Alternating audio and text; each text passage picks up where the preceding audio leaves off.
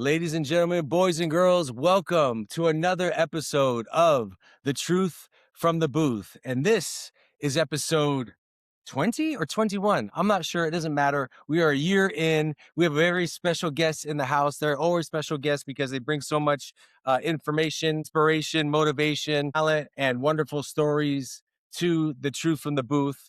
This particular person I've known for at least over a couple of decades now. She is an industry leader. She is a legend in the game. She is the world renowned DJ Tina T, originating from Seattle, Washington, now in Las Vegas. She is the founder of Camp Spinoff. She is a DJ's DJ. She is a wonderful person and human being, and I'm grateful to have her on. TT, welcome to The Truth from the Booth. Thank you. Thanks for that intro. You're very welcome. So, Vegas life right now, dog sniffing bombs and Camp Spinoff. All right. That is a package that we're going to try to put together and make sense of. First and foremost, I want to talk to you about a little bit about the beginning, because in the beginning, it wasn't such a open road as far as DJing. It was harder to get into, and especially being a female in the game, it's a male dominated industry, as we all know. It has evened out a lot more as of late over the years, which I know that you are a big part of. But I wanted to take it back to the beginning and talk about some of your inspirations and what inspired you to get into this crazy game. I got inspired by actually DJ Tecumseh, who's based in Seattle. I met him through, I'm like, wait, let me, how do I? Okay, so I was at one of my sister's friends' houses and came across turntables, right? And just started messing around. But they were just being stored there. So the person that was storing them was like, hey, like, you're doing your thing, like, you should come meet my cousin, who's DJ Tecumseh. And he was big in the battle scene in Seattle. So I went to a battle and watched Tecumseh and a bunch of other DJs like full on battling. It blew my mind. So that was day one, like huge inspiration. I was like, wow, this is a whole culture. And like seeing all the DJs like know each other and give each other props. And I was like, I want to be a part of this. This looks fun. And luckily when I met Isaac Tecumseh, he was super welcoming. And he's like, hey, you're welcome to come practice with us anytime. And those kinds of, invites, like they really go a long way, because he could have been a total dick, right? And been like, yeah, whatever. But he was really warm and open. And then I started practicing with them, and like the rest is history. But it's that person, that really can open it up for you, makes a huge difference. I might not even have ever DJ'd if he was like, screw you. Yeah, no doubt. But And it is, sometimes it is like that, DJs, a lot of gatekeeping and secrecy, especially in the 90s, 80s and 90s, where we covered records and we were not sharing secret as much as we are now in techniques.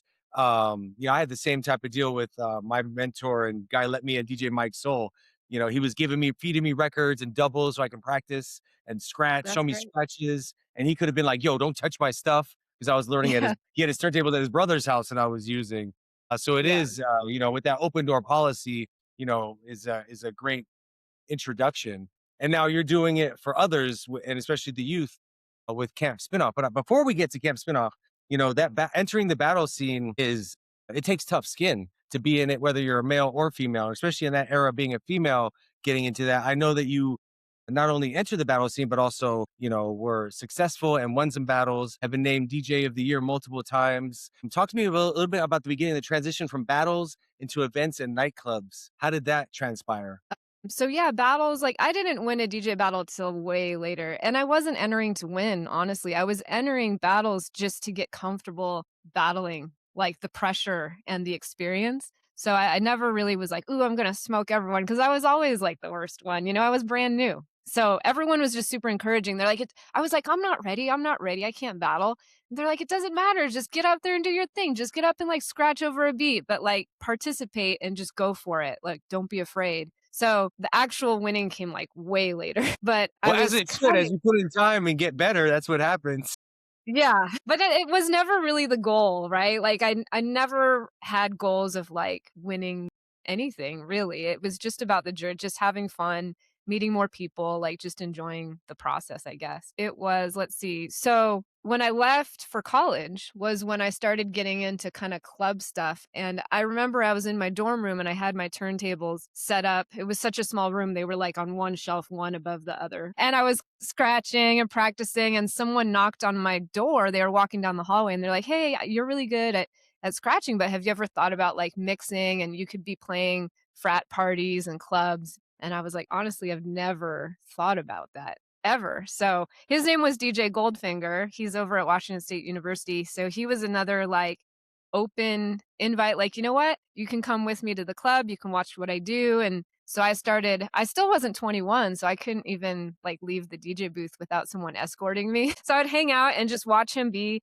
like a puppeteer, right? Like he'd be like, "All right, I'm going to put this record on, and those two guys that are in the back, like they're going to come dance with these girls." And, he would like play the room. And I found that so fascinating. So I just watched the way he did that. And then eventually it took a while to like collect those records, right? This is all pre Serato, Right. like digital. So you don't like to collect enough records to play a 2-hour set. It's like a lot. It's a lot of records. So I slowly started building that collection. And I remember the first song I played ever was like to a nightclub, was Mary J. Blige Family Affair. And like once it like brought everyone to the dance floor, and like that, and DJs out there know that feeling of like, First wow, it's rush. yeah, like everyone's like, "Oh, rush into the dance floor," and then that just becomes the addiction. And then I was like, all I could obsess over is finding records that would do that. So yeah, and then that it just continued and continued till today. I love that. And now with that, getting back to that open door policy and that welcoming, with that foundation and with you giving back now to Camp Spinoff and the time, what year let's take it back to the beginning of Camp Spinoff. What was it, 2018? You're so far off. It I was am. What year? 2009. 2009 Holy was when cow. I first got the idea. And then, I spent a year planning it and, Yeah. getting everyone together. And the first camp happened summer of 2010. Holy cow. Time has been moving so fast. I'm thinking 5 years ago, and it's like 10. I'm missing a whole five Yeah. years of And then, yeah, when COVID hit, so we had a good like 9, 10 year run in Los Angeles. We were in Ojai, California. And then when COVID hit, it shut down everything, right? So this is going to be the first year coming back after like a 5-year hiatus from COVID. And it's at a brand new location near Las Vegas. cool. So no more And California.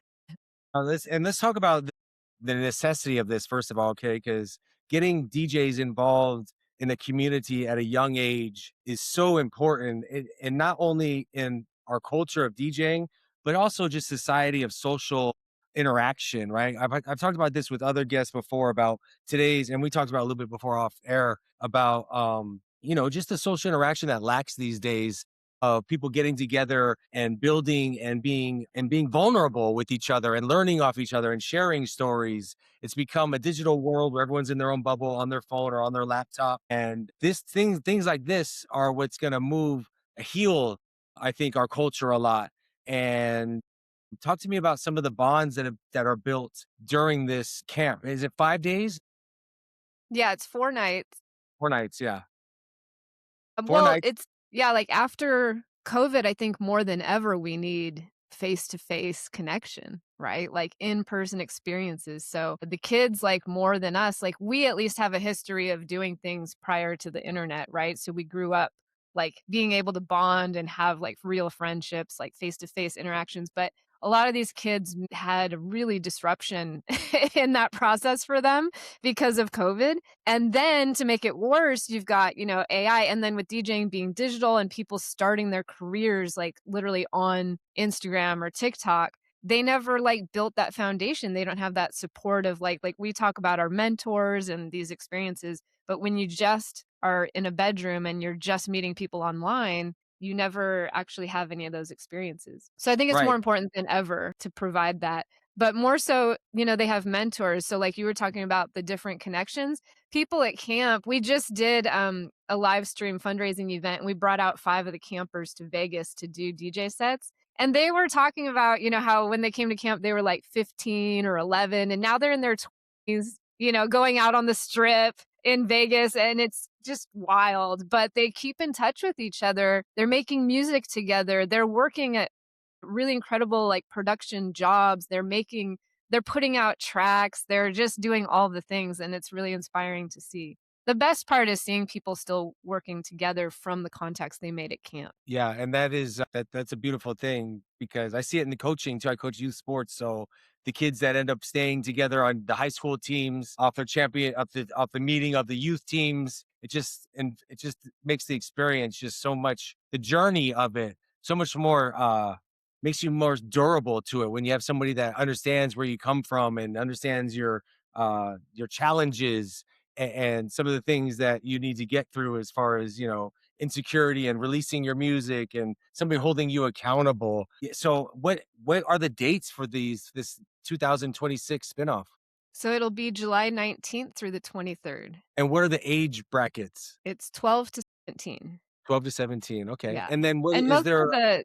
most of the kids that come to camp, I would say at least half of the kids are there on scholarships. So it's Okay. really aimed at, kids that don't have access to DJ equipment or these kinds of opportunities. They can apply for a scholarship and come to camp. So it's And been how that do you way since the beginning, and we've just served a ton of kids that have gone on to do awesome things with the opportunities. and they just apply on campspinoff.com? Yep. There's a whole section there. You can also nominate someone. There's a whole thing in there and you just fill it out, and we have a whole scholarship committee that goes through the applications, and it'll ask questions about, you don't have to have any experience at all. You can just be really into music. So, yeah. Yeah, I was gonna ask you, do you find that more kids are interested in the culture of DJing or just trying something new? Is there different levels? Somebody's never spun before and just first time touching controller or turntables up to people that want to improve their skill set? Yeah, there's everything. There's some kids who might already be like DJing at their school dances. And then there's some kids that go into other like roads that aren't exactly DJing or music production. We have people that want to get into like artist management or event production and things like that. We do a lot of music business classes at camp as well. And so people don't always end up going the straight DJ route. A lot of campers go into events and management as well.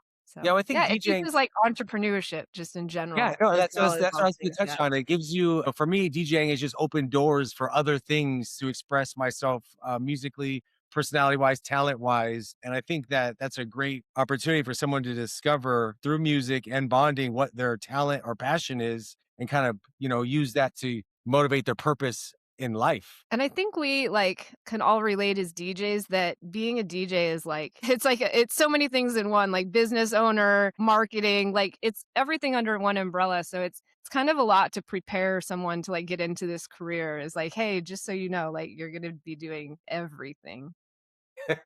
And you have to get out, and it's just, yeah, it's a big we could go on and on about all the skills, that fall under the umbrella of DJing to really push your career forward. It takes a lot. Yeah, I mean, it takes everything you got and, a skill set that is infinite.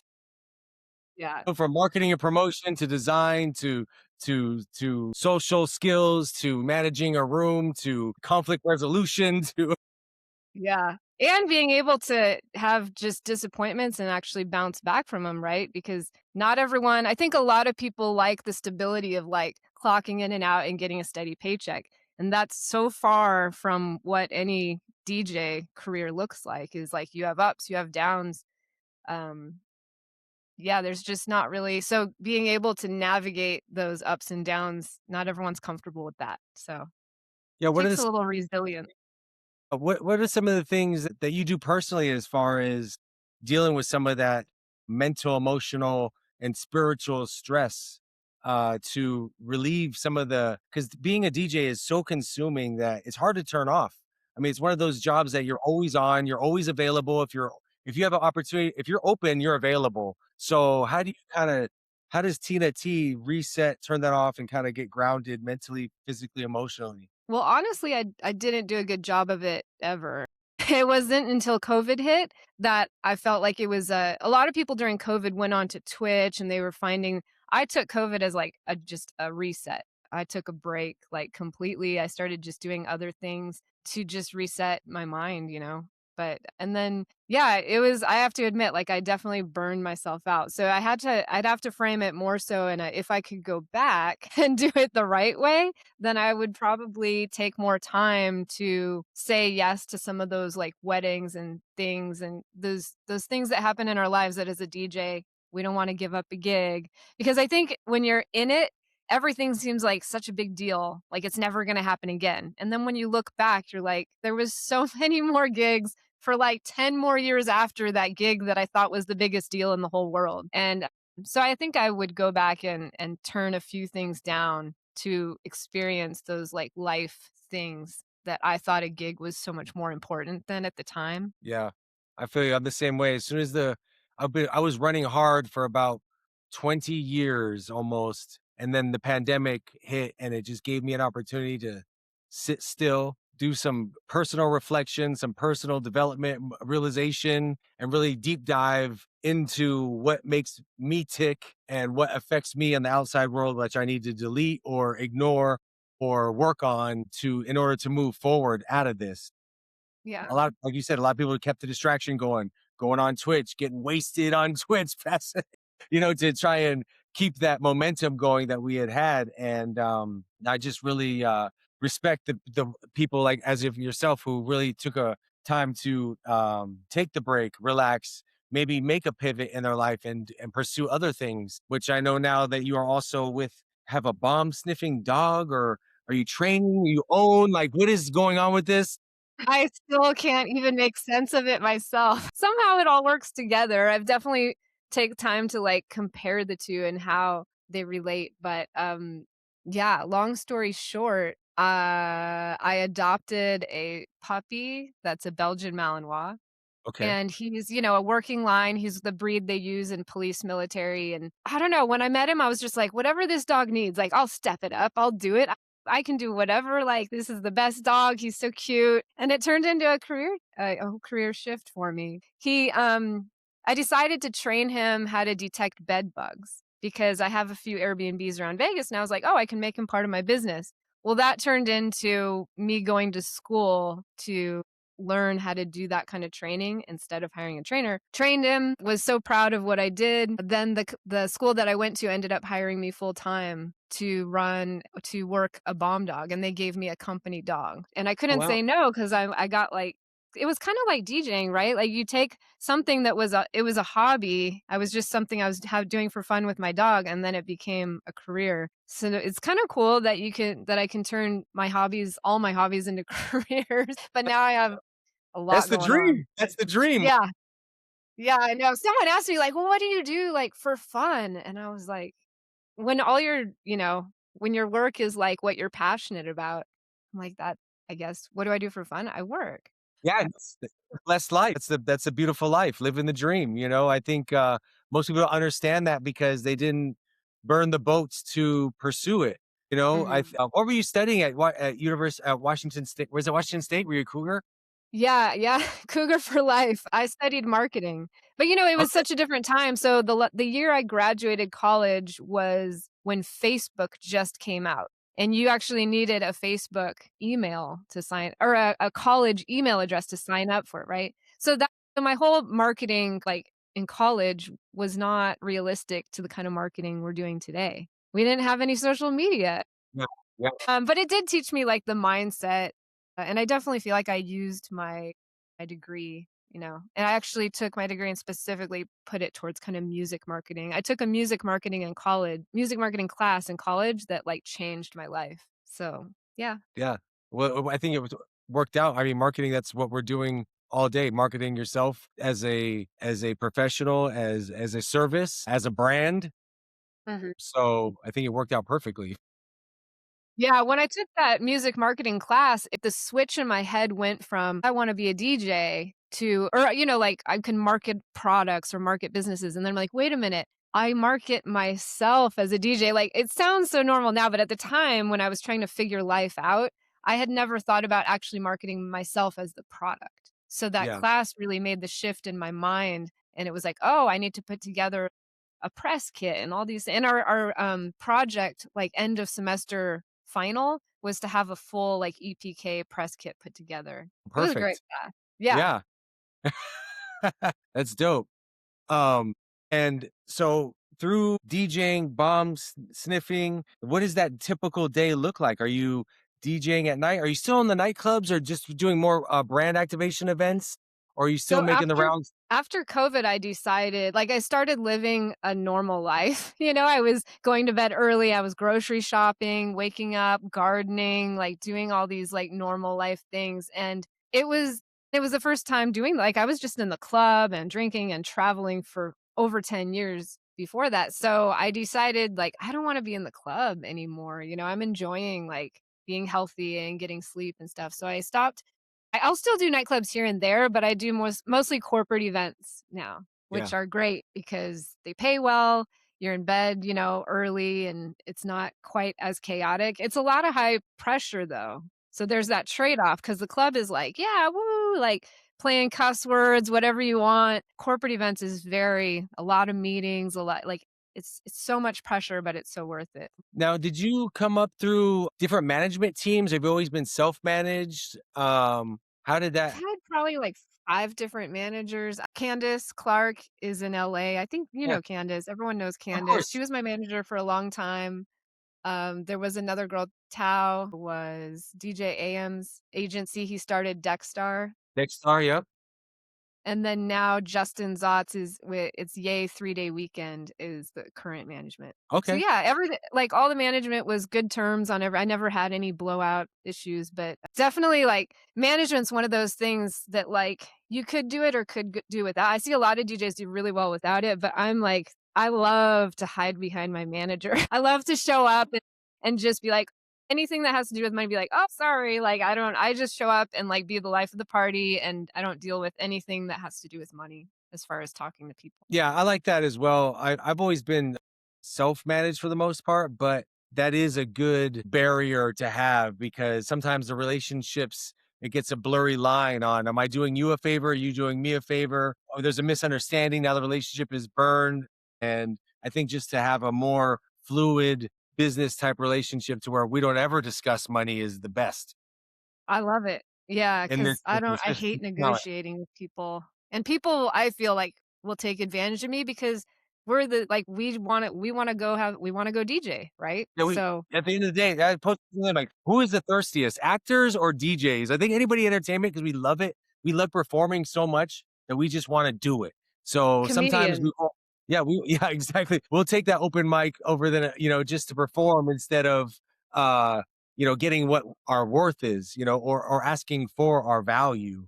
Yeah, and it took me a long time to realize, like, when people ask you, like, "What's your definition of success?" Like and I'll ask you too, but when for me, it took a while to get to the point where I could say no to things, right? Because it was so many years of, like, yes, yes, yes, hustle, hustle, hustle, every opportunity, every gig, like, do it all, get exposure, blah, blah, blah. And then when you get to a point where you can start being picky and you can start saying no, like, to me, that's, like, when I felt like I had reached a level of success. What do Yeah, you when you think for you? I'm in the same boat. I think that, I had to say it wasn't that I had to say no early on. I had to charge my value. Plus, I always had kids pretty much for the meat of my career. So I felt like the value of me having to spend time away from them, whether it was traveling or a gig away, had to be worth my time away and also be able to support them. I couldn't take the exposure gig, even though, I mean, there was a lot of them, especially early on in my career that I just couldn't take because I had to get paid, and I had Yeah. residency. I always set up residencies so that I had consistent money. But then when they would try to pull me out of my residency for a good look gig, I Mm, couldn't, said no a lot because I had to feed my children. yeah. Now, out of all that and kind of creating, people always hit me up and say, "Oh, I didn't hit you up because we know you charge more than everybody else." I'm like, "Well, I got more responsibilities. I've been in it longer. There's certain value that goes up with the pay grade." But yeah, saying no is like the best feeling in the universe. If it doesn't align with my branding or my personality, Like, I really can't stand to be micromanaged as an Yeah. artist, as a DJ, as a person. That's why I never really got a regular job. I knew I couldn't work in that environment of somebody telling me what to do and what time and when it needs to be done. I need to work as a creative. And so success came as far as, being a professional, being on time, having my paperwork dialed in, having my playlist dialed in, showing up to work on time professionally, doing all the pre work, is when I started to really come into my success mode because in the prior years, I was just flying by the seat of my pants, Yeah. flying around spot to spot, hungover, drinking all night, going to the airport off of no sleep or 2 hours sleep. And really just living off of the momentum. But now with that downtime we had really got my life aligned and really dialed in on I want to be trustworthy as a professional. I want people to not call me because I'm risky. I had a couple Right. experiences where I missed flights and blew whole corporate events because the night before I took a gig and stayed up all night and tried to make it to the airport and I didn't make my flight and blew the whole event. And reflecting on that was like, okay, I'm getting the successful opportunities, but I'm not being successful as a professional and following through and keeping that reputation. Yeah, and, like, with corporate, it's like I always say that people hire me to make them look good. Yeah. 'Cause there's Yeah. usually someone hiring me for a client, there's a production, someone putting the event together, and they're pitching me to a client, and then I'm coming in, and my job's just to make them look good. As long as you're consistent in making the person that booked you look good, they'll just keep, like, referring your name, and they just don't wanna have to worry about it for corporate Yes. events, right? Last thing they wanna have to worry about is, like, the DJ if they're gonna show up.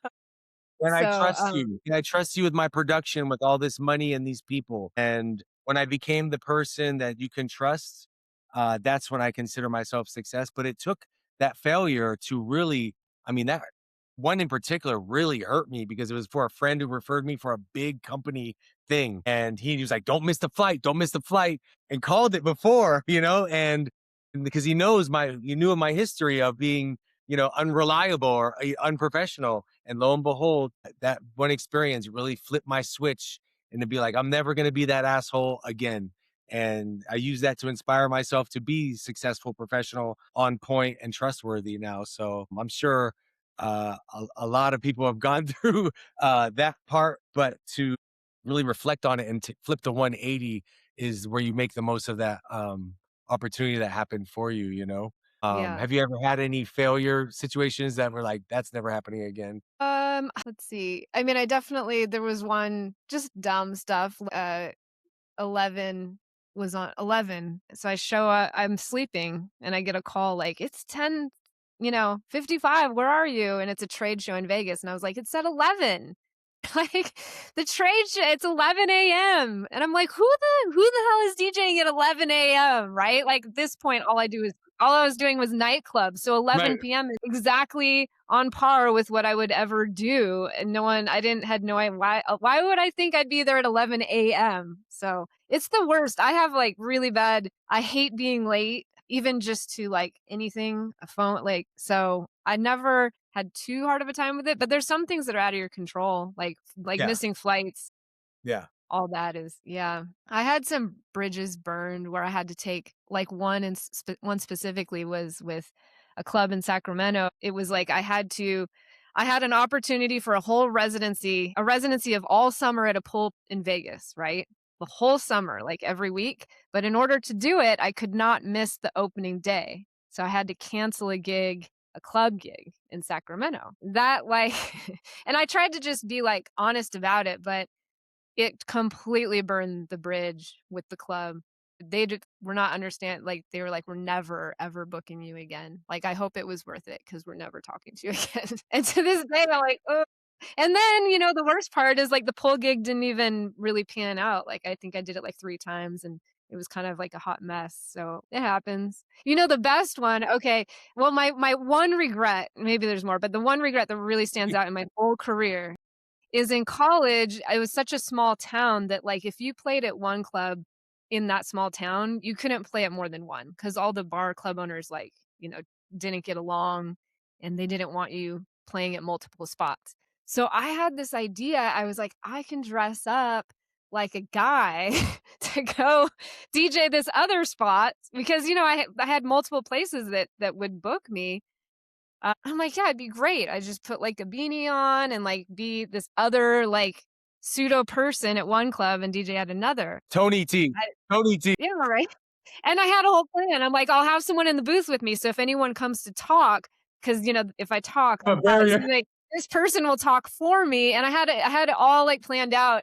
And I was too scared. I was like, no, because at that time, going back to what I was saying before, these college little shitty bars were like the whole world to me. And for some reason, I thought I would never DJ anywhere else again. And I couldn't mess up these opportunities. Little did I know I would have another like 20 years ahead of me. Right. So if I could go back, I should have just dressed up like a dude, done both of them, and had the best story to tell after, even if everybody fired me.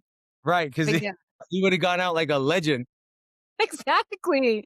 So, I Outfire. don't know, anyone starting out in your first, like, 5 years, just do all the things, take all the risks, and don't care. I mean, don't screw anyone over, don't burn any bridges, but yeah, just do it. You'll never, like, look back and be like, "Oh, I shouldn't have done that," because it was like, "No, I wish I would have done that." Do you think that DJs have um short future vision?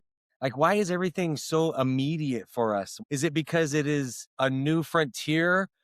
What do you think it is about DJing where we can't see years down the line? Part of it's probably a little bit of human nature and comes down to like personality types because I think there are some people that are just more long-term focused, more visionary, that can see that long term, but human like behavior is just like instant gratification, Yeah. right? But I think it's a lot worse now from what I see with like social media culture is like people are literally like learning as they're putting reels out. Like I actually did like a lesson, a private DJ lesson, and the person I taught, it was like the first, meeting we had and they were like, "Oh cool, I'm going to get on tonight to put this out on Instagram." And I was like, "No, why would you do that?" Right? I'm thinking you need like years in your bedroom, but I think that people just wanna get content out there and they wanna get validation and they want, like so we came from a time where we literally spent years in our bedrooms perfecting our craft before we would ever do anything in front of anyone, right? That's embarrassing. But now you can edit it and you can just post this 30-second thing where, like, it looks good and then people make you feel good because 'cause they're like, you're the best I've ever seen," or whatever. So, it's, I don't know, like, when people are starting now with that mindset, I don't know what they're thinking long term because it's almost like they're getting all the validation they need, like, right off the bat. So it's Yeah, like, both of I'd my be curious to know, like, what are your long-term goals? Do you just wanna get likes on Instagram, or are you trying to, like, you know, build, like, a long career? it's hilarious that you mentioned that because both of the people that I train DJing, I'm giving them lessons to both leave here and then go put out a TikTok or an Instagram video. I'm like, why? What are you doing? Like, dude, you got to let the seed grow and sprout. You can't show them the seed that's been planted because you don't get a second opportunity to make a first impression. Well, I guess here I can argue okay, so now that I've actually dabbled in a different career so the thing about canine doing the canine work is that it put me back to being new at something. An Like, amateur. in the canine world, I'm the newbie. I had to, like I make mistakes. I had to suck again at something, right? And I had to feel really vulnerable, and so, I put out videos all the time. Like, I would do something with my dog, and I put out all kinds of videos and so maybe to think about it like, well, people don't mind showing all the stages of the process as opposed to only like the later stages. So I guess when you think about it that way, it's like, okay, well, show all the stages, but I guess be a little bit upfront and like realistic about where you are in the stage, you know? Yeah, and I think that also exposing yourself online creates an accountability for people to where like, "Hey, I'm doing this, I'm saying out loud, and I have to hold myself accountable because you've all seen it, and now I gotta continue this journey of failing forward so that you can see my progression." And it is a Yeah, lot of that it is part of that dopamine hit of, the recognition, "Oh, you are doing something, that's so cool. I wish I had the yeah. guts to go for my glory."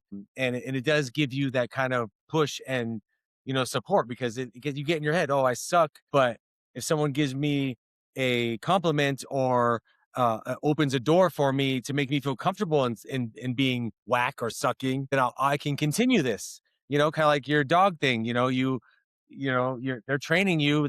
You're supposed to fail forward. The only way to get better is to make mistakes and learn off of those. Because nobody comes in perfect. Nobody comes in 100 level professional level day one. Yeah. And So it was hard, like, I remember the days where I, like, had to do stuff, like, in front of a whole classroom, and my dog was just being, like, wilding out, and it was so embarrassing, and I remember going back to my room, like those nights at a club where you just messed up or you lost the crowd, and you go back kinda with your head down, and I was like, "Wow, I haven't had that feeling in a long time." But it's humbling to, like, to be new at something again, especially for us, we've been DJing for so long that, I think when you going back to when you asked me how I kind of, uh, deal with the breaking things up and the stress and, like, all the things, I think that having an outlet outside of DJing has helped me because it just breaks you out of, like, one mode all the time. yeah, because it's all consuming. And especially now with access to everybody, we have, comparisons to everybody. Before it was like you knew your circle, you knew your little crew, you maybe met some other crews from out of town, but you couldn't watch their every move. You didn't know, you couldn't see, there was no flyer online to see where they're at and how much action they're getting or how many bookings they're getting. So it kind of created this growth before comparison or competition. And now it's just like, how can I jump in the game and keep up immediately? And Yeah. I think it's really hurt the game in its integrity, and some of the passion. Like you mentioned, it used to take years to collect enough vinyl to be able to go out and play a set. Now you can go first day and have a collection. First day, I bought my shit. I'm taking my shit out of the box from Astro AVL, and I'm going to play my first gig right now with a brand new laptop from MacBook and Tina T's hard drive that she sold on Patreon. Yeah, but I've always felt that even if everyone had all the same music, like, people won't know what to do with it, Yeah, right? it's the same thing as money. If you give everyone all the money in the world, it's still going to end up in the same people's hands that had it in the beginning. It's the passion, it's the work you put in, the education on the music, the years of experience, going through decades and different trends and waves, and the culture evolution really is what separates the greats from, the instant top ramens. And you've gotta clear some dance floors to understand what works and what doesn't. If you're not clearing dance floors a little bit, you're not taking enough risk, you know? Yeah. It's always different. That's where I think I really, like, fell in love with corporate crowds is that it's so diverse. Like, clubs just seemed like a lot of rinse and repeat, especially in Vegas, and then corporate, at least I can play all eras. And it's a little rinse and repeat too, but I love that I can play all genres, like, from '80s, '90s disco, and then just play to all those different demographics. Nightclubs, I'll be the first to admit, like, the newest, hottest whatever is like I don't stay up on, like, the newest, hottest rap that's out there. Like, it's just not really my thing anymore, but take me to an old school throwback party, I'm there all day. Yeah, I love that. I'm in the same boat. I think it's just part of the evolution of this. Why would I want to be hang out with people that I'm 20 something years older than, have no connection with? I mean, I've been to some clubs and I see what they're doing now, but it's not as fun, it's not as connected, it's not as unified. And like you said with the corporate stuff, it's like you get to actually flex your repertoire. You get to show all your diversity and all your genres and eras and decades and make that work. I've been doing a lot more corporate. I'm with a all-inclusive wedding venue now that feeds me weddings. So I'm seeing the wedding trends and the music that they want is all throwback, and Yeah, that kind of that wedding vibe, the open format wedding vibe is almost the trending vibe in events now. The corporate events are basically big expensive weddings, minus the formal dances, from the yeah. disco 80s, 90s, thousands clubs. I mean, that's the meat of what everybody's partying to. I Have you always had anxiety around doing weddings. Like, I don't know if it's just being a woman and, like, knowing how big of a deal that day is, or I don't know. There's something that just I remember when I was maybe 17, 16 or 17, I applied, did a job interview for like a mobile DJ wedding company. And it was a woman, like the co-owner of the company. And she was like telling me way early on before I even like thought about those things. She's like, being a woman, at a wedding, like you're going to get people falsely complaining that you were flirting with the photographer, this or that, because she was just saying the dynamic sometimes can work against you as a woman. And she's like, you need to dress down like in a, like a black, like, so like you can't wear anything flashy. You can't stand out. She said she's like, I suggest you wear a wedding ring. Like all these strategies, specifically being a female DJing at the wedding. And it makes sense, right? Because, the last thing you want to do is take away attention from the bride. And at that time, like we said, back then it was such a novelty. A female DJ was something like different. So she's like, you just need to try and not stand out. Don't be a threat to the bride. Last thing you want is Bridezilla hating on you. Yeah, but she's telling this to like a 16-year-old girl. I was like, I don't even know you want me to wear a wedding ring? Like what? Way ahead of your time. Yeah, weddings are actually, I mean, weddings are nerve-wracking. I mean, like you said, it is something that these brides have dreamed of their entire lives. One bad turn, or they're very fragile. All it takes is one straw to break that camel's back of all the buildup to that wedding, all the family drama and the stress of picking things out and getting their family there and healing their family traumas. But would you say, tell me if I'm, because this is my theory on weddings, just from Yeah, attending weddings, which I yeah, love. I love nothing more than to go to a wedding because I love being a DJ at an event where I have like no responsibility. yeah. And weddings are the ultimate. When I watch dance floors at a wedding, I think this has got to be the easiest crowd because they are socially obligated to have fun tonight. Like even if they are not in the mood and they don't like the song, because of the bride and groom and what's happening, they have to go out there and like have fun. Yes. Do you think I'm wrong in that? No, you oh, Coming from well, a DJ, like a wedding DJ perspective, like I can't imagine the room can't just like sit around like at a normal event where they can just be like, "No, I'm gonna wait for." No, they my have to song. they have that social pressure to like go out there and just move to whatever. Yeah, well, I always in my, pre-meetings with my brides and grooms, I always let them know, like, it is a combination of you and I. The energy that I provide and the energy you provide. If you want everyone on the dance floor, you have to be on the dance floor. You're gonna get these people up more than I am. I'm a stranger in a few hours in your life. Some people may be, put off by me and my forwardness and my enthusiasm because some people are just like, who is this guy? You don't know me, you don't know my family, whatever, but, it's really on the bride and groom as long as you let them know that they are the conductors of the energy. If they're at the bar, everyone's gonna be at the bar. It's a few hours that your family and friends get to spend with you that maybe not get to see you so often, and they want to get it all in. And vibe wise, you're on the dance floor, they're on the dance floor. So, I always let them know if you want a raging party, you got to rage. Yeah. I think So, weddings, like, the DJs I see, like, that have weddings on lock, like, if you're trying to, like, make really good money, I think if you can hone in on that crowd, it's, like, the best. oh, yeah. Because well, for me, I love it because it allows me to utilize all my skills. I love hosting, I love interacting, I love making jokes with strangers, I love bringing people together, and then I get to go on the turntables and make them all go crazy dancing and do my, club, Kid Capri thing and just keep them hyped. So for me, and you can charge more because the value of being good is increased. It's I can make or break a wedding.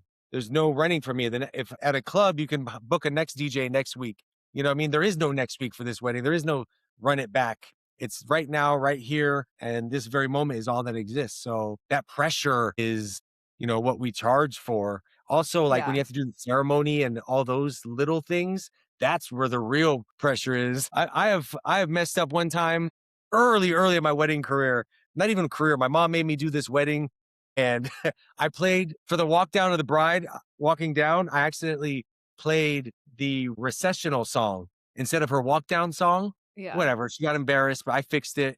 But then at the end of the day, she canceled my freaking rest of my payment because she was embarrassed because of me messing up that part of this wedding. See, So that's that what I'm type of talking about. That's why I don't wanna do weddings at all, and it's funny because 'cause I'll do these corporate events where, like, I have all these cues and a script and all way more than any wedding, but for some reason, there's just something about weddings that I have no desire to do, yeah, I didn't but I want to either. respect the people that do them. I was like, "Listen, I won't do your wedding unless you've heard me play." That was a rule for a long time. If you pull me out of a place to do your wedding, perfect. But if I have to pitch myself to convince you of my value, that's not the lane I wanna be in. So with what I have now, it's kinda like they pitch me to the bride and groom, I interview, and then they decide, which is really cool. So, Yeah. takes a lot of the pressure off it once they can vibe with the personality, you know? Mhm. So yeah, so weddings, corporate, yeah, I got you've done some sports stuff too, which is high pressure with the commercials and the timeouts. I just do high Oh, school yeah. sports, and that's high pressure. You gotta be locked into the game. We have producers coming at you. You got the game. I saw you used to do some hockey stuff not too Oh, long yeah. ago. There's a lot of times, like, wearing 2 headphones. One person's calling cues, the other side is the music. Yeah, that's stressful. It's like I deal with so much high stress stuff, but yeah, I don't know. Weddings. Okay. I'm so bad at these. My mind doesn't think that fast, but I'll try my best. These are easy though. These are easy. All right, let's see. Favorite controller. Controller or turntables. You're a turntablist. You love turntables. I like to I don't use controllers that much, so I honestly don't even know, like, Pioneer anything, I guess. Yeah. The controllers I've What's played in on that I like are Pi all Pioneer controllers. I use, like, a Pioneer I just still use mixers and never I have a controller, but honestly, I don't even know what, like, the model is. And I usually, like well, I've played on a lot of 'em, I just, like honestly, the amount of the equipment and the everything keeps changing, I hate it because I feel like I'm always figuring new stuff out, Yeah, it's always adding to the repertoire of it's and just so then many there's more always one buttons to button in a control. new place. Like, for the most part, everything's there, so I'm like, "Okay," but there's always something that they move around, and it's yeah. I'm the Uh, worst, with techie stuff. I want everything to just be, like, basic, like, give me, like, a Pioneer, you know, don't you have a tech writer? 900, Nexus, CDJs I use. I do, yeah, on my tech writer, it's CDJs and a Pioneer 900. I don't think I have a Okay. controller on there, but if they ask about it, then I'll Google, like, a photo of it and make sure it's, like, Yeah, doable, and then I'll be yeah, it's like, "Okay." compatible.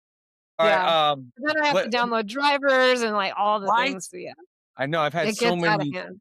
I've had so many delayed, nerve-wracking experiences having to download drivers and then having to have, Club Kit, which I didn't have for a while because I was only playing at one residency, and to have that always going on is just stressful. What has been your best gig ever? Metallica, I got to open for Metallica, and it was at a Call of Duty launch party that was only open to, like, 200 active military and press, and, Kobe Bryant was there to give out a big check to the winner that they were doing a bunch of gaming, and yeah, it was really cool, and so I it was the best concert I've ever heard or seen or anything in my life, and I got to hang out backstage, and they all signed a record and, like, gave me a drumstick and a pick.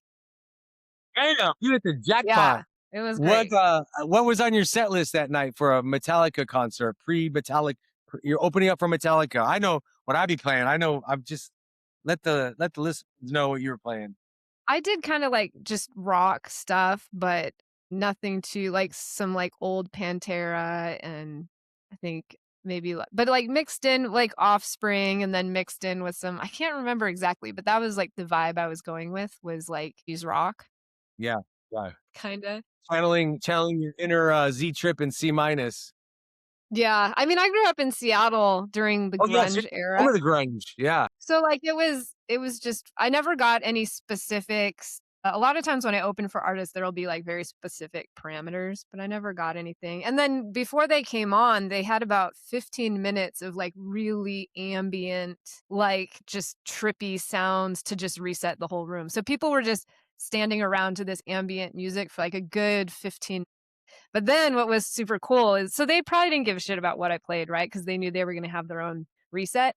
They all ran out from running SUVs lined up behind the stage. This was at an airport hangar. All ran out at the same time on stage, grabbed their guitars, and, like, boom, on the first beat, all of them to start the show. Like, it That's was dope. just they've and I thought, "How many shows have they done together?" Like, their stage crew, has probably just done thousands of Yeah, setups and 30 sound years checks, worth. and they had it so dialed in.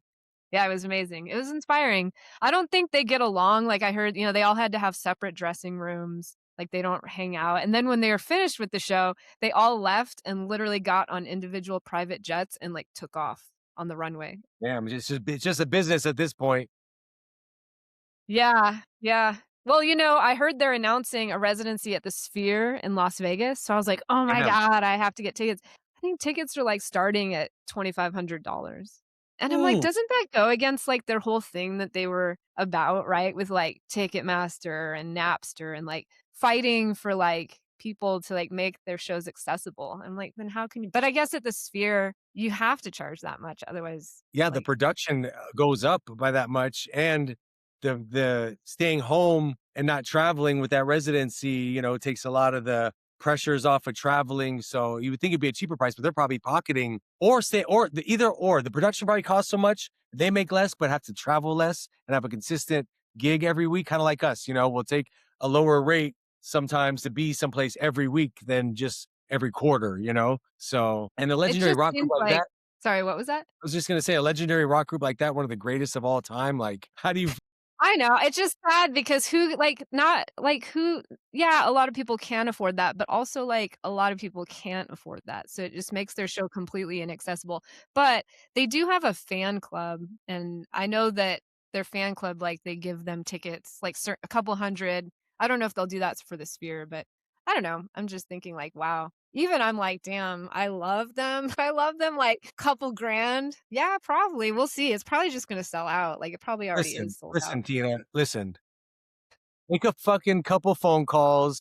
We seen your resume. You ain't gotta act like you're a civilian out here. I'll be like, "Remember me? I opened for you, like, 10 years ago?" In Vegas has got the plug. It's all about everyone's a couple texts away, I'm Yeah. sure you put the dots together to make that happen. Okay, we I'm that's just some gonna take my I'm gonna take my dog and oh, yeah, throw his whole little uniform on, strap on some walkie-talkies, and start walking through, like and I'm just gonna be like, "Canine on site." yep, start the buses, taking the backdoor action, and, get through the production area, and now you're in the green I mean, room. honestly, I think it all the time, like, when I'm working with my bomb dog, like, it's like canine unit, like, I'm like, "I could get in anywhere," and when I do get in anywhere because we work a lot of big tech conventions and things, canine, and I have, like, a badge, it gets me in literally anywhere I want. It's pretty cool. Oh, there we go. We got the pass. Yeah. Okay, we got best gig. It's hard to tell. I mean, that is a I mean, I was expecting a good gig because I know you, but damn, that is like top of the I mean, I don't know how much better it gets. Different eras, different things, but that is amazing. Okay, best gig. How about worst gig? Like equipment didn't work or people didn't show up. I mean, that happens a lot, but I mean, there's so many more worst gigs oh yeah. than best gigs. Okay, one that scarred you emotionally. Oh, yeah, yeah, yeah. So this was early on when I was in college. It was the first night that my mentor was like left me in charge of his club night to DJ like the whole night. Pressure. And it was at a club called the Attic nightclub in Pullman, Washington.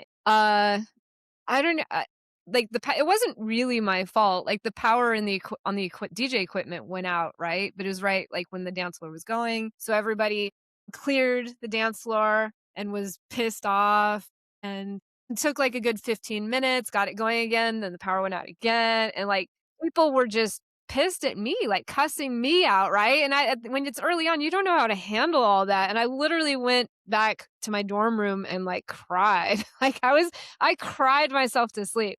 And I was like, I don't ever want to DJ again. Like, I'm over this. Cause like it was just the worst feeling. And people don't understand. They just cussing at you and like blaming you like it's your fault. And they don't understand that it's not my fault. Anyways, Goldfinger, my mentor at the time, was like, when I told him about it, he was like, you know what? I'm really glad that happened to you. Like it's good for you to learn early on that like things don't always go well and like problems are going to happen and you have to learn how to just like deal with it, go to sleep, wake up, and tomorrow's a new day, and then just keep it moving. And I was like, "All right, fine." but yeah, it makes sense. But like, traumatizing. Yeah, for sure. Because we feel we take responsibility for people's good time, or their experiences basically Exactly. based on us. I mean, I can't stand it when people boo me. They're booing. Well, let me put that in perspective. When you end the night and then they boo because they wanted to keep going, even that is Oh, like that happened to me the other night at the casino. I'm like, they're booing me. I'm like, yo, they cut me off. Don't boo me. Like, I play all freaking night. How dare you boo me? 'Cause I still take it to heart that they are feeling disappointed in me when it really has nothing to do with me, you know? yeah. So it's because we take the responsibility of whether the party was a success or not, really, at the end of the day, right? Is There it was popping? another club, there was a club in Kansas City when I was living in LA. I was getting flown out to do it, like, once a month, and the club had a really bad crowd, and they had literally, like, a riot that happened in the club because the crowd got so bad and chairs were flying and there was a big, like, fight. So then they decided to start bringing in, I think, like, Steve Wonder and Spider. They were rotating us out at this club in Kansas City every Friday, and they wanted us to go in and reset the club and redo so they told us no hip hop. And this was like a pure hip hop crowd, right? So they had us come in and they're like, no hip hop, nothing below like 110, 115. So I come into this like rough crowd and I'm playing rock and Black Eyed Peas and like, kind of trying to play hip hop, but it's all, and like, it was so bad. People are coming up to I was on a stage, but they're coming to the front of the stage and going like this, like they Uh, were like, not like, "Cut the music," like, "We're gonna kill you." Like, "We wish you were dead," like, the whole time, and they were just standing around, and that's what I was there to do, was pretty much get rid of them and draw yeah. in people that wanted to hear. They wanted, that I was playing, like, disco, and, like, you can just imagine, like, this whole room just, like, glaring at me, wanting me dead.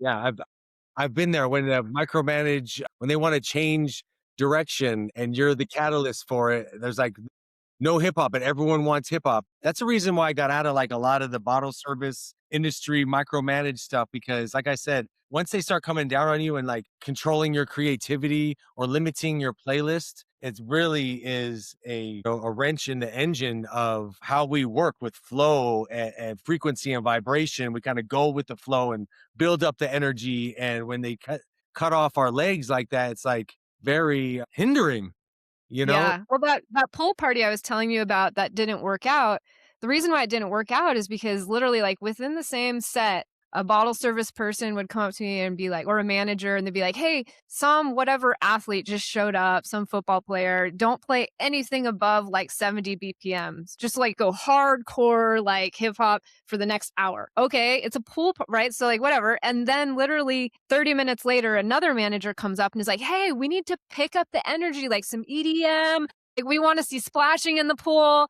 So, what am I supposed to do? And then I get an email like on Monday, like, "We really don't think Tina is like fitting and I'm thinking, I'm not even gonna argue because they're right. Like, I can't fit it because they don't know what it is, and, like, I don't know how to make all these people happy, so I will happily just bow out of this one because it just made me look bad, though. On both sides, I look like a bad DJ.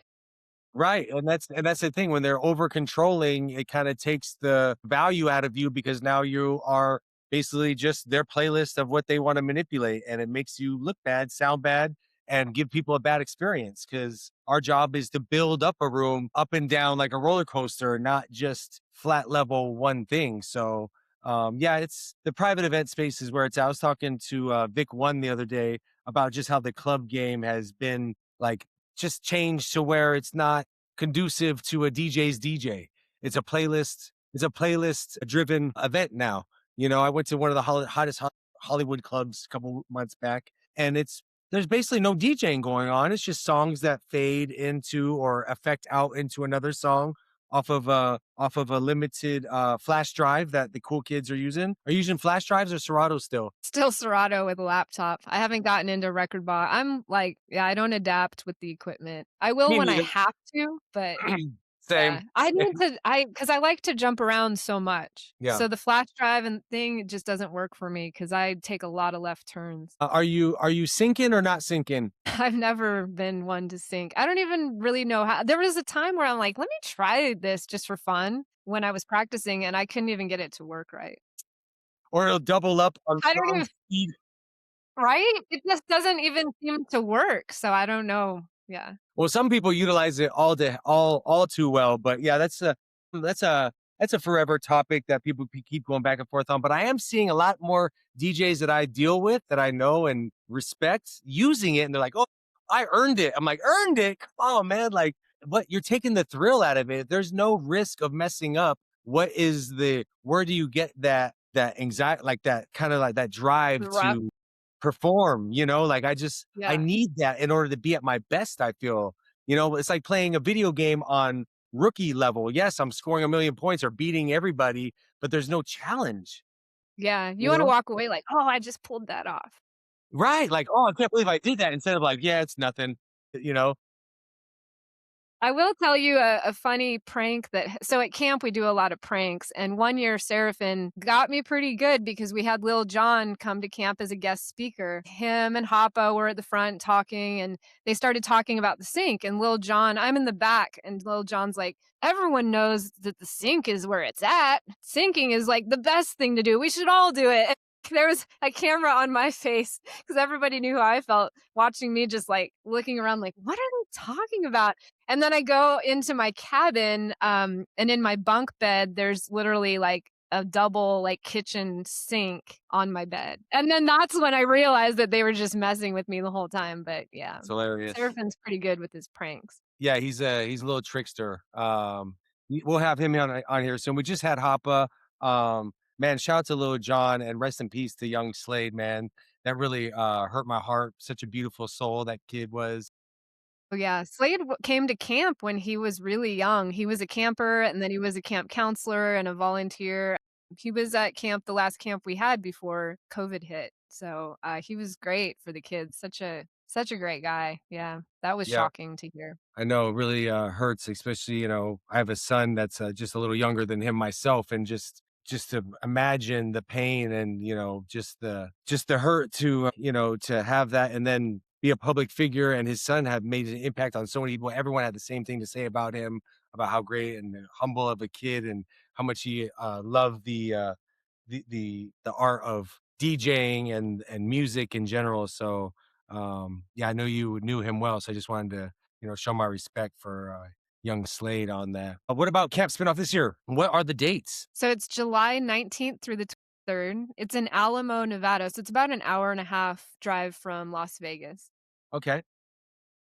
Yeah, registration's open, but scholarships are available. So everything is on campspinoff.com and our Instagram is campspinoff and yeah. Is there any guest hosts or counselors that you got locked in they may want to tease or on the verge of We lock? have we don't have our guests confirmed yet, but we do have DJ Hoppa as an instructor and we have Seraphin as well and DJ Presto 1 for our Awesome. instructors.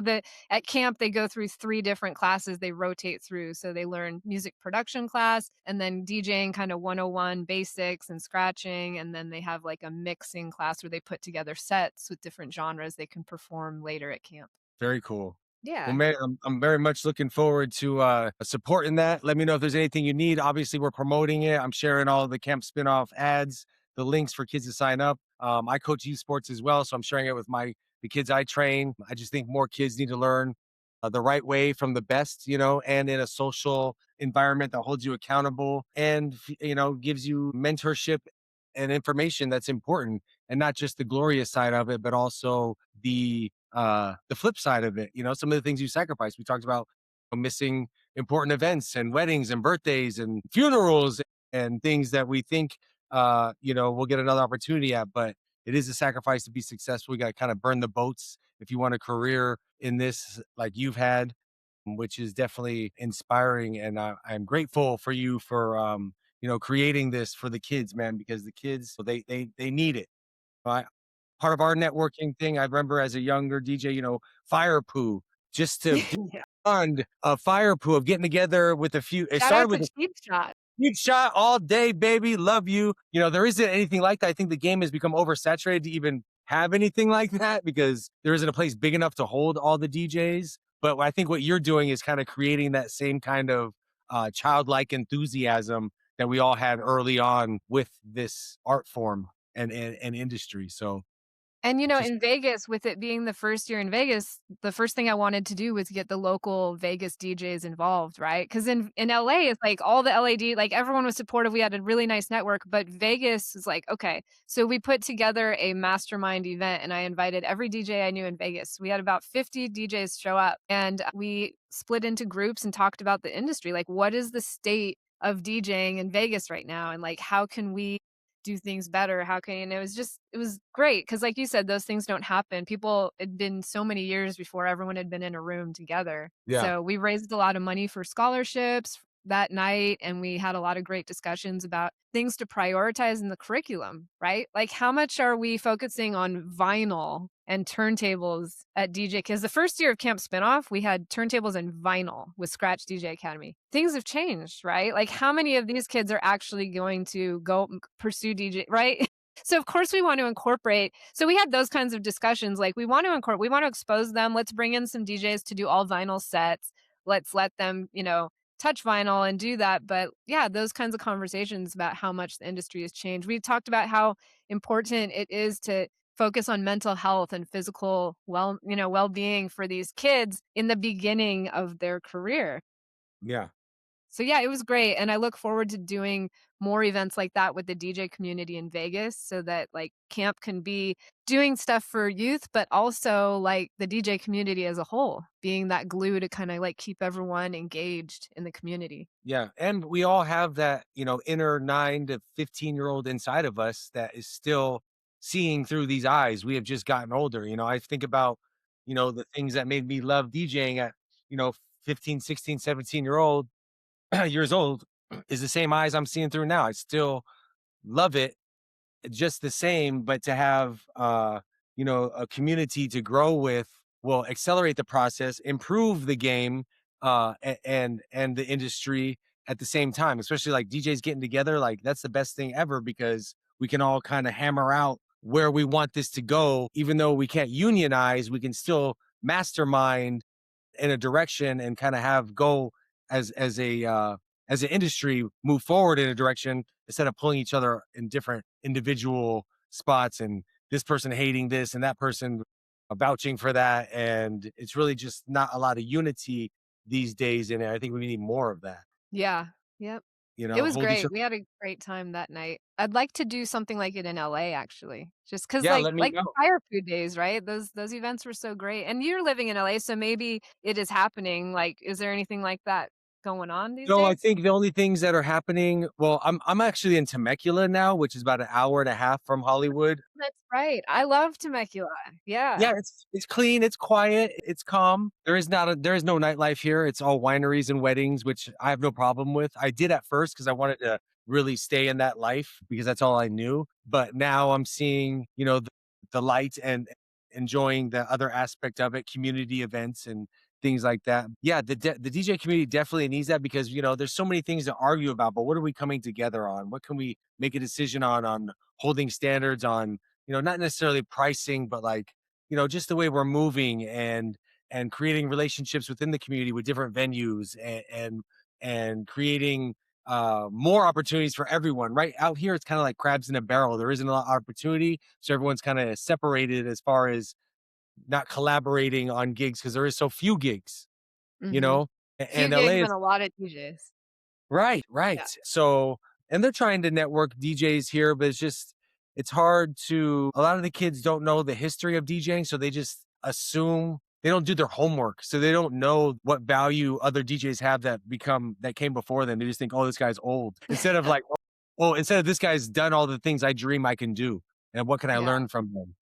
So, but as I move forward here, I'm, trying to take the lead on helping with that. LA has so many great DJs. We definitely need like a big powwow. I think the only time they do is like the Scam Artists Summer is a lot and And then there's NAM, NAMM. Yeah. NAMM and looked I like think a those have become it hasn't become a networking growth summit, it's become a clout summit for me. So I kinda mm, stay away from those because everyone's just taking pictures with famous people and not really building or evolving relationships. It's just instant gratification moment of, "Hey, I'm somebody, I'm next to this guy, so that means I'm just as good as them or on the same level." Instead of, how do we move the game forward? I do regret not going to NAMM this year, especially with trying to get Camp Spinoff, like, it would've been good, but I just had yeah, next year for sure. Yeah. I mean, you can get a booth, a Camp Spinoff booth would That'd be be ideal, cool.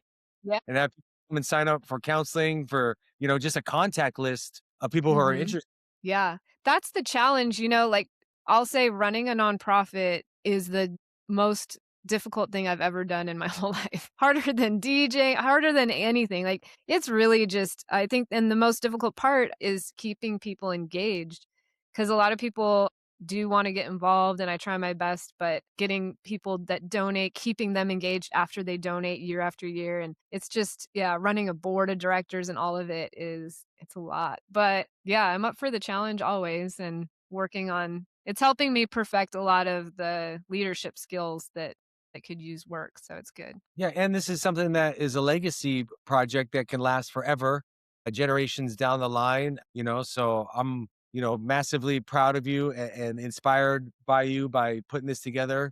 Not only this for the youth, but the career you put together is very inspiring. I've always had massive respect for you coming up in this game, which is not easy, male or female. It is a challenge keeping your reputation intact and growing and respectful, and keeping your brand at a top level of exposure and integrity, doing the things that you want to do, representing brands that you want to represent, and playing what you want. So my hats off to you. Big salute. I want to let everybody know where they can find you, how they can sign up. The website Camp Spinoff. Keep up with you online. You have mixes online. Are you live streaming? Listen on where they can keep up with the amazing DJ Tina T. Well, the downside of doing corporate events is they're all private, right? So, Yeah. not as much opportunity there, but you can keep up with everything I'm doing on my Instagram, DJ Tina T, and Camp Spinoff is campspinoff.com. If you wanna see some of the stuff I'm doing with my bomb dog, he has his own Instagram. It's called The Bomb Sniffer, and yeah, so that's what's going on. Awesome. Well, thank you so much. If there's one truth from the booth that you could tell an aspiring DJ or entrepreneur or young Tina T, one truth from the booth, what would it be? Oh, I hate these questions because then I'm gonna No, say something, and then the rest of the day, I'm gonna wish I said something else. we can keep tweeting them. I'll keep repeating them. Basically, my point is to make friends and don't burn bridges because people move around a lot, and someone who might be, in a really low position now could end up being in a position to book DJs later and to, people move around a lot. And so just don't burn bridges and make as many friends as you can and think about how you can make yourself useful to other people, not just how they can help you. Yeah, I like that. We live in a take society, and it's better to give than to get, and I love that. That's some great advice. Well, Tina, thank you so much for joining us on The Truth in the Booth. We do this weekly. This episode releases new episodes pretty much Thursday. So we're on episode 20. This and next week we'll have 21 with another guest. I won't release it yet because sometimes they reschedule and cancel. That's the tough thing about podcasts. But I do appreciate your time, everything that you're doing. Keep up the great work. Let me know if there's anything I can do to contribute more to Camp Spinoff. I'll make sure you follow Tina T. Check out Camp Spinoff. Spread the word if you got anybody learning the biz, want to have a great experience up a little bit outside Las Vegas, a great bonding, networking experience with some amazing DJs. Go look them up at Camp Spinoff. They've had just the talent pool has been uh, ridiculous, and I'm happy to promote it and looking forward to catching up with you on the recap after it's done. Definitely, and thanks for letting me spread the word here, I appreciate it. Of course, Tina T, thank you, thank you, thank you. I appreciate you. This is the truth of the booth. I am DJ Profit. Make sure you like, subscribe, share, tell a friend, subscribe on YouTube and also on Spotify, and follow us on Instagram at the truth from the booth. I'm DJ Profit. That's Tina T. This is the truth, and we'll catch you next time. Peace.